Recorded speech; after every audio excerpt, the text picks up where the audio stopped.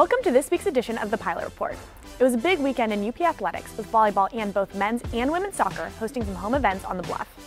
Volleyball returned home last week to welcome USF and Santa Clara. They first faced the Dons on Thursday.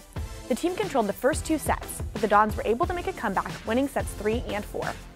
The game ended with a close final set, resulting in a Pilot victory. They then took on the Broncos on Saturday.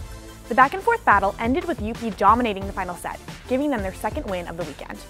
The Pilots will be back on the road next weekend, playing LMU on Thursday at 7 and Pepperdine on Saturday at 1. On Friday, men's soccer welcomed Santa Clara to Merlot. The Broncos got an early lead, but the Pilots were able to respond in the second half with goals by Jacob Hanlon and Eddie Sanchez. The Pilots held their lead until late in the second half, with the Bronco goal tying it up. The Broncos eventually pushed past the Pilots with a game winner in overtime. On Sunday, they faced USF. The opponent scored 2 early goals. Eric Edwardson gave the Pilots their only goal of the afternoon, as the Dons went home with a 3-1 win. The men will remain at Merlot for a 1 p.m. game this Sunday against Pacific.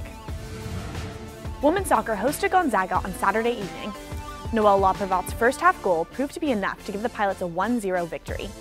The blank sheet was Rachel Lesby's second career shutout. The women will finish up conference play this Saturday, hosting USF at 7 p.m. for senior night.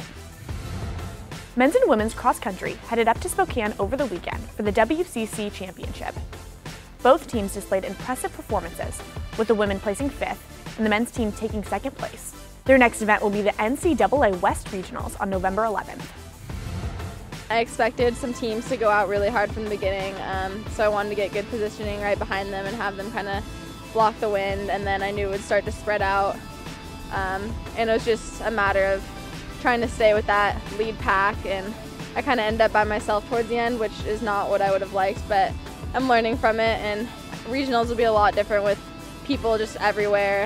It's a whole different race, so I'm excited to see what we do there.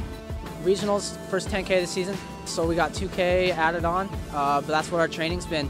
You know, this is what we've been looking to all season, and I think we're more than ready. The miles are there, we're all fit, and it's gonna be tough. Just looking at it all season like we have, it'll be really good. It'll turn out real well for us. Basketball season is finally back, with the men's team hosting their first game of the year next weekend.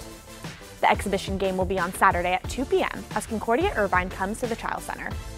The women will play the day before as they welcome Warner Pacific at 7 p.m. If you're unable to make it to the men's game, you can head to portlandpilots.com to listen live. This week's Pilot Report Play of the Week goes to Jacob Hanlon. His beautiful goal against the Broncos gave the Pilots a 2-1 lead in the 75th minute. They're going to lay off to Hanlon.